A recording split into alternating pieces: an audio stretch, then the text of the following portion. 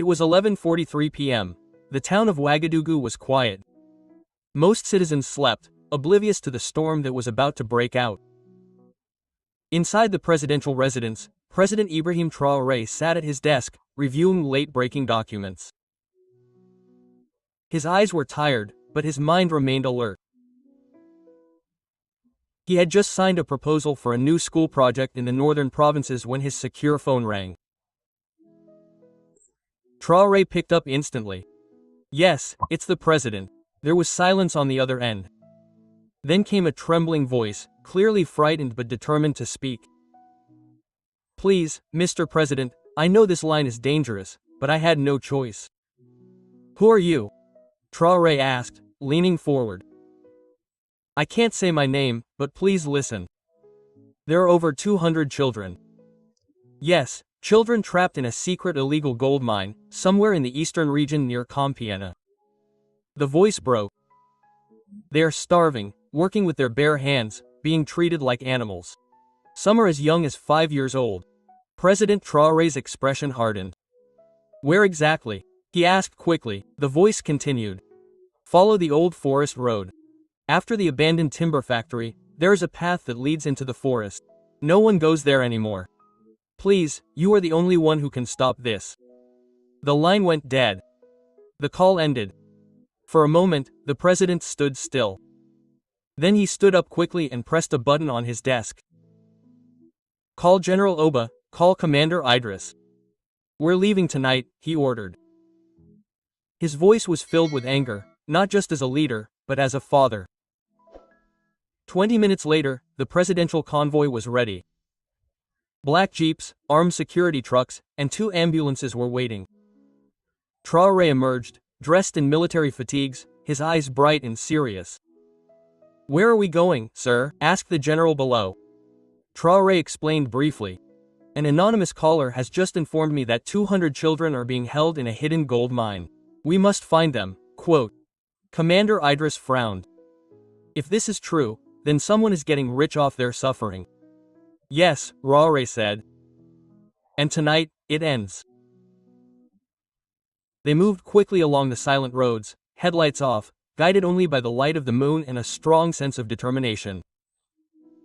As they left the city, the air changed. The trees grew thicker. The roads became dusty and narrow. They passed through remote villages, most of the people sleeping in standing huts. At 2:10 a.m., they reached the old timber factory the plant had mentioned. It had long been abandoned, its roofs collapsing. Behind it, a hidden path led into the dancing bush. "This must be it," Traoré said. He got out of his jeep and began walking. His men followed him silently. With only torches to guide them, the group made their way through the thick forest. The sounds of crickets and frogs filled the air. After almost an hour of walking, they began to hear faint metallic sounds, clanks, scrapes. Traoré raised a hand.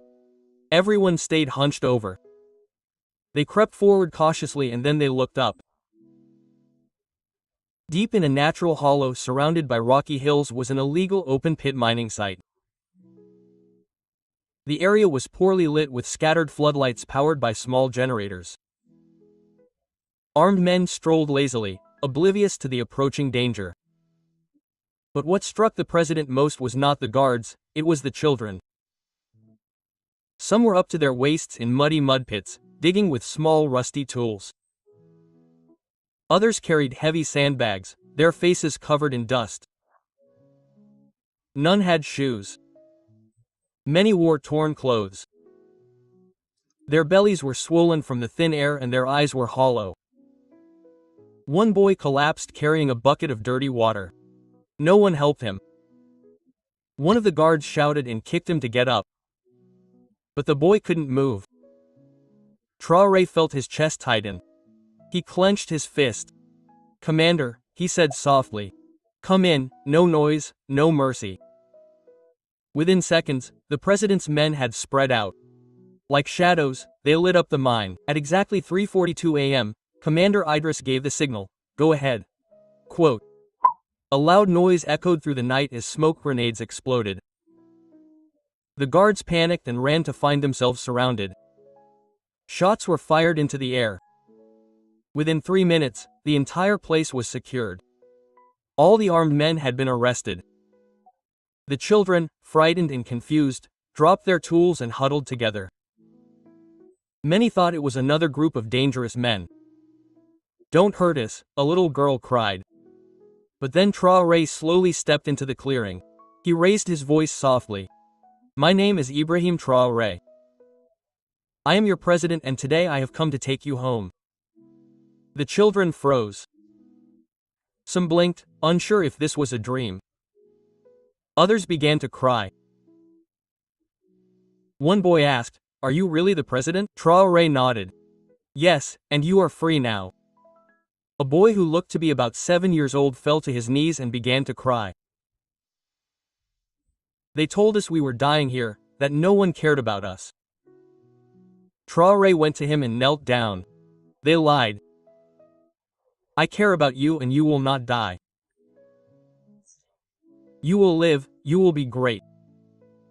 More children began to collapse. Some fainted from exhaustion. The president immediately called the medical team. "Start feeding them slowly," he ordered. "Get the weakest ones into the ambulance." Hot food, water, and blankets were distributed. Doctors began treating wounds, checking for fevers, and giving rehydration drinks.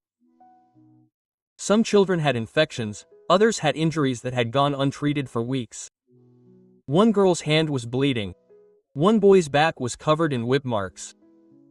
A little girl held Traoré's hand tightly and whispered, "Please don't leave us here." "I won't do it," he said. "I promise." As dawn broke, the sun rose over the illegal mine. But instead of gold, it now shone on hope. Traoré looked around. His voice was thick with emotion. "These children are the soul of our country. Look what greed has done to them." He turned to these men. "We will not rest until we find every evil person behind this. Let us work together. Let us fight for justice." The soldiers saluted. "Yes, Mr. President." By morning, all the children had been moved to the convoy. The mine was sealed. Evidence was collected. Drones flew overhead, taking pictures of the entire operation. As he drove away, many children slept peacefully for the first time. Others looked at Traoré as if he were a miracle.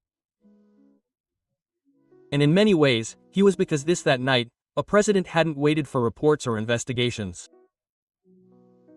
He had heard the cry of his people and gone down himself. And the mission had only just begun. It had been a week since the heroic rescue of more than 200 children from the illegal gold mine. President Ibrahim Traoré had personally led the operation, rescued the children, and moved them to a safe, well-guarded temporary shelter in Ouagadougou. Doctors treated the weakest. Counselors talked to the traumatized. Clean clothes, hot meals, and decent beds were provided. The children had even begun to smile again. But unbeknownst to the president, danger still lurked in the shadows. The criminals behind the illegal gold operation had yet to be captured. They were rich and powerful men with deep connections, and they were angry. The rescue mission had destroyed their operation and exposed their secrets. They had lost slave money and most of their guards had been arrested. But now he wanted to get to the bottom of it. Revenge, not with violence, but with lies. 2 days later, unbeknownst to the presidential guards, some of the bad guys disguised themselves as reporters from an international media station. They arrived at the rescue center in 2 white vans with the logo of a fake humanitarian group. They brought candy, toys, and cameras. The shelter guards were supposed to turn them away, but some had already been bribed. A guard, responsible for security at the east gate, quietly took the money and whispered, "You have 30 minutes, hurry." Inside the shelter, the men met some of the children. They spoke softly, kindly, pretending to be helpers. "We are here to protect you," they said. "But the truth is that you are still in danger. The children seemed confused. One boy asked, "What do you mean?"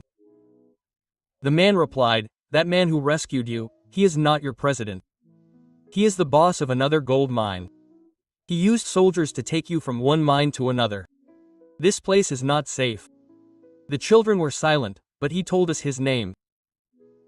"He said he is President Ibrahim Traoré," said a girl. The fake reporter got his head in awe. He lied. The real president would be too busy to come to the bush himself. "You are just being used." Quote. Then they asked the children to speak in front of the camera. Say how you are still forced to work. Say that the man who took you is still using you. The children hesitated. But the fake reporter promised. "If you do this, the world will see your pain. They will come and take you to a better place. Maybe even to Europe. Don't you want to be free?" Out of fear and confusion, the children agreed. 1. They cried in front of the camera. "The man who said he rescued us is using us." One boy sobbed. "He is not our president. He is a bad man. Please help us." Another girl said, "He brought us here to work again." They said, "We are safe but we are not. The world must save us." The fake journalists packed up their cameras and quickly left. Within hours, the video was uploaded to several fake news websites and social media pages. The caption read, "Burkina Faso's president exposed. Children claim they are using them for illegal gold mining."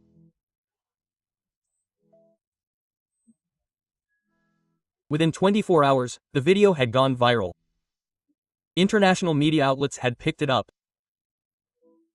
Twitter and Facebook were flooded with angry comments. "I said it, this man is no different from anyone else.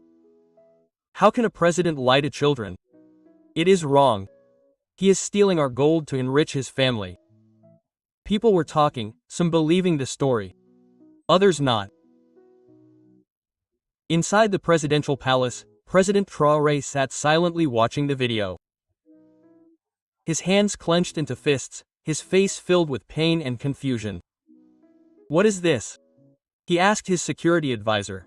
Quote, "Who allowed a camera crew into the shelter?" The advisor looked down. "We're still investigating, sir. Some of the guards may have been bribed."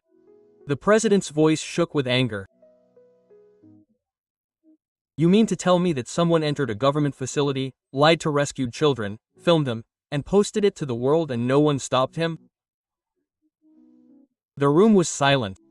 President Traoré stood up. "This is worse than any bullet. This is a bullet of lies. These people have brainwashed my children." He looked at the screen again. "These are the same children I knelt in front of. I held their hands, I fed them, and now they think I am the enemy."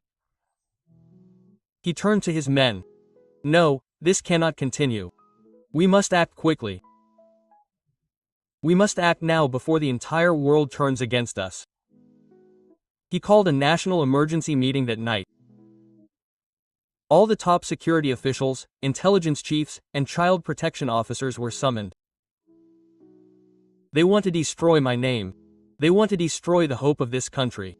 But we will not, we won't let them win," he said. He then gave strict orders. Investigate the fake journalists, find the corrupt guards, tighten security around the children, and most importantly, trace the source of the video. Meanwhile, in the city, people were divided. Some marched in the streets demanding answers. Others rallied in support of Traoré, saying they believed in him, but the damage was spreading fast. International media houses began requesting interviews. Foreign organizations began asking questions. The country was now under a cloud of confusion. Who was telling the truth? Back at the rescue center, President Traoré decided to visit the children himself again, but this time secretly. He arrived without cameras, without guards, without protocol. Just him and a trusted nurse. When the children saw him, they froze. Some were afraid, some backed away. A girl whispered, "Are you back?" Traoré looked around slowly. "Yes, I came because I heard you were suffering again, but I'm not angry. I just want the truth. He knelt down before them again. Do you remember the night I found you? The night you were cold, hungry, and afraid. The children are learning. Do you remember I said you are the future of this nation? They are learning again. So please, he said softly, if anyone has come and told you lies about me, I want you to tell me. I can handle it. Just tell me the truth. A little boy stepped forward. A man said, "You're not the president." He said, "You just took us from one gold mine to another." Traoré closed his eyes, took a deep breath. And did you believe him? The boy looked down. We didn't know what to believe. They said that if we said it on camera, the world would come to our rescue. Another girl added, they gave us sweets and promised that we would be free forever. Traoré stood up. My children, listen to me. I am your president. I came that night because I love this nation and I love you. You are not tools, you are not slaves. You are my responsibility, and no matter what the world says, I will protect you. The children began to cry again, but this time it was out of guilt and confusion. One of the older boys approached him. Quote, "We are sorry, we did not know. We thought we were doing the right thing." Traoré placed his hand on the boy's shoulder. I forgive you, but now we must all work together to correct the lies. That night, a plan was hatched. A truth campaign would begin. Real journalists would be invited under proper security. The real story would be told by the president, by the children, and by those who were not present. But time was running out. The enemies were still out there watching, waiting, plotting. And President Traoré knew that the next move had to be bold, it had to be fast, and it had to be strong. 3 days had passed since the fake video had spread across the world. People were still divided. Some were calling for international investigations. Others were sending threats to the government of Burkina Faso. But as confusion and doubt filled the air, President Ibrahim Traoré remained focused. He knew that if he did not act quickly, the trust of the people, both inside and outside the country, would be completely destroyed. The children were still being cared for at the secure center, but now they were surrounded by new layers of security. Trusted soldiers had replaced the corrupt guards. Every visitor was thoroughly vetted. No one was allowed to speak to the children without permission. Inside the palace, President Traoré met with his inner circle once again. His eyes were tired, but his voice was clear. We cannot sit by and watch while our name is dragged through the mud. We must tell our side of the story, and we must do it now. General Abaquisa. Sir, people need to hear from the children again, but this time the truth must be protected. The president will acquiesce. We will hold a press conference, but not the usual one. It must be raw, unedited. The children will speak freely in their own words. Let the world hear what really happened that night. A media team was assembled, this time made up of trusted local and international journalists with solid reputations. They were properly vetted and invited under full presidential control. The day of the press event arrived. Cameras were set up inside a clean, simple room at the relief center. There were no decorations, no fancy lights, just seats, microphones, and the truth. The children, now properly dressed, looked healthier than before. Some still had scars, but there was light in their eyes. President Traoré stood in the back, watching silently. The first child to speak was Jonathan, 10 years old. He walked slowly to the microphone, looked at the cameras, and began. The night the soldiers came, I thought that was the end. I thought they were coming to beat us like the others. But then this man, he pointed at Traoré, came over and said, "You are free now." Quote, "I didn't believe it at first, but when they gave us food, treated our wounds, and told us we would never work in the pit again, I knew it was real." He paused. "When men came last week with cameras, they lied to us. They said the man who rescued us was bad. We didn't know what to believe. We were scared. I want to say I'm sorry. And I want the world to know that this man is our president. He saved us." One by one, the children came forward. Some cried as they spoke, others held hands for courage. They talked about the pain in the mines, the beatings, the hunger. They explained how they had been tricked into telling lies. They told the world how their lives had changed after the rescue. The room was silent. The cameras continued to roll. Finally, President Traoré stepped forward. The room went completely silent. He looked at the children and then at the reporters. "I did not come here to defend myself," he began. "I came to defend the truth," he continued. "These children were slaves hidden in the bush, treated like animals, robbed of their childhood. I led the rescue because I believe no child should be buried in dust and darkness while we live in comfort." He looked around. "I do not need to steal gold. I do not need to use children. My wealth is not in gold. It is in the future of this nation, and they are that future." He pointed to the children behind him. He raised his voice. "Those who created fake news, those who bribed guards and lied to the world. Know this, we come for you, not with hatred, but with justice." The entire room rose to its feet, applauding. The children rushed toward him, pulling them closely. The video was broadcast live immediately. Within 2 hours, it reached millions of people. Across the world, people who had previously doubted began to believe again. Prominent human rights groups issued statements supporting the president.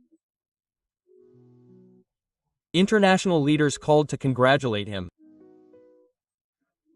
The lies had begun to unravel, but President Traoré wasn't done. The next day, he launched what he called Operation Golden Truth, a powerful investigation into all illegal mining activities in the country. Secret agents were deployed, names of suspicious businessmen were compiled, border checkpoints were activated, corrupt guards were arrested one by one. In a town near the former mining site, a hidden house was searched. Inside, documents revealed a shocking truth. Lists of children bought, payments made, and evidence of bribes. One man, a former government contractor, was caught trying to escape the country. He confessed everything. "I was just following orders," he said. "They paid me to stay quiet." The president ordered all properties connected to the criminals seized. Banks were frozen. Every account used in the child trafficking ring was closed. But the fight wasn't just physical, it was a war of truth. The president ordered a nationwide school tour. He would go from school to school, talking to students about what had happened, teaching them how to protect each other, and warning them never to trust strangers promising fake jobs. At one school, a student stood up and asked, "Mr. President, why didn't they believe you at first?" The president smiled sadly because the truth is often slow to come, but it always gets stronger in the end. As the days passed, people began to rally behind him again. The same people who had been shouting in anger were now clapping in admiration. A woman in the market told a reporter, "We almost lost faith, but this man didn't run away. He's staying strong for his children. He's a true leader." Back at the shelter, the children received something new. School uniforms. The president announced a scholarship for each of them. "You will not only survive, you will succeed," he told them. Plans were also drawn up to build a special school called the House of Light, just for the rescued children where they would be trained, educated, and protected. But President Traoré knew the battle was not over. Evil always finds new ways to hide, and the men behind the mine still had influence. He called another meeting. We have exposed their lie. We have cured the children. Now it is time to finish this. His next step, a national broadcast to name the people behind the syndicate. But before he could announce it, he received a letter. No name, no signature, just a sentence. If you speak again, the next child to disappear will be on your head. The room fell silent. President Traoré wrote the letter, looked at his team, and said, "Kill them. I will not back down." And with that, the fire within him burned even brighter. 2 days after President Ibrahim Traoré received the threatening letter, the air in the palace grew tense.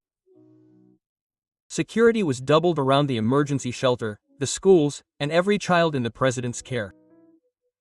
His top advisors pleaded with him to remain silent for a while. "Sir, let's just wait. Let things calm down," one of them said. But President Traoré looked them in the eye and said firmly, "No, if I remain silent, he wins. And I refuse to remain silent while children are still in danger." He held the letter in his hand. Read the words again. If you speak again, the next child to disappear will be on your head. He closed his eyes for a second and then whispered, "Allah is watching you." What the evil men did not know was that one of their own was growing tired.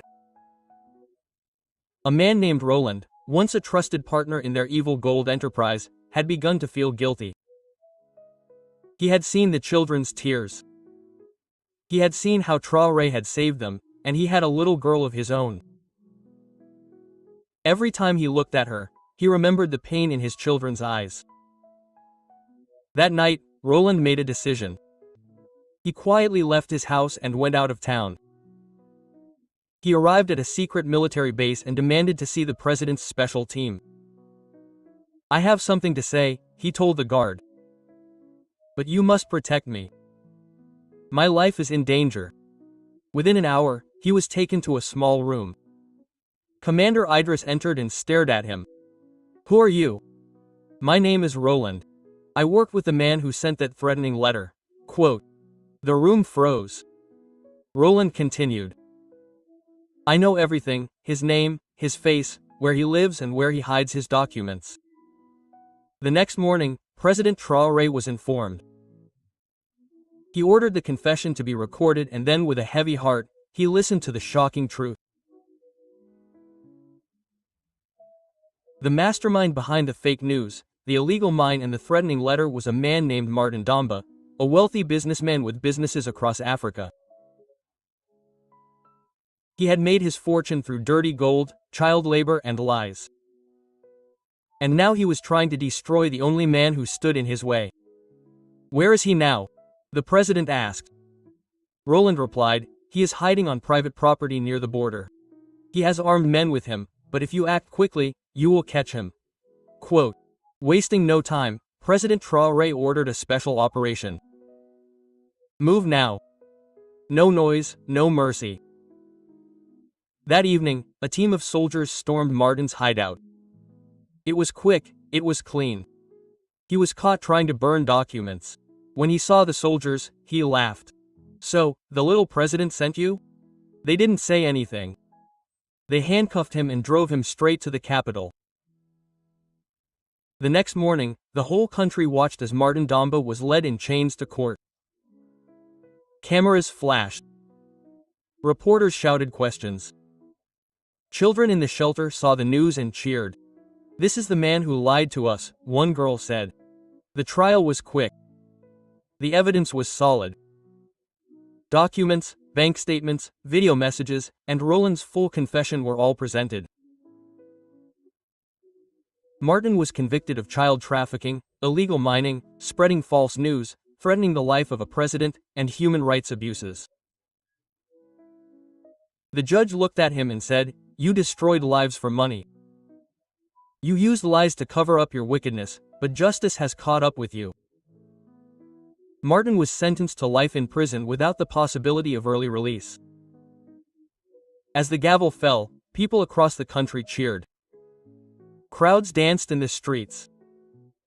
Social media was filled with messages like, "Justice has won." We thank President Traoré for standing strong. The children are safe. The truth has been restored. Later that evening, President Traoré addressed the nation in a powerful speech. But fellow citizens, we have seen the evil. We have felt the fear, but we have stood together, and today justice has spoken. Let this be a message to all those who harm children, lie to the world, and abuse their power. Your days are numbered. He paused. These children are not tools. They are not workers. They are not slaves. They are the heart of our nation, and as long as I live, I will protect them. The camera panned to the children watching live. Some were crying, others were smiling. The next day, school began at the new House of Light, the special school for rescued children. President Traoré visited holding the hand of the youngest boy who had passed out in the mine. "Do you remember what I told you that night?" the president asked. The boy smiled. "You said I would live." Traoré smiled back. "Yes. And now, you will learn, you will grow, and one day you will lead." Dear viewers, if you enjoyed this video, don't forget to hit the subscribe button, like, share with your friends, and turn on the notification bell to be the first to know when we upload a new video. Thanks for watching, Mr.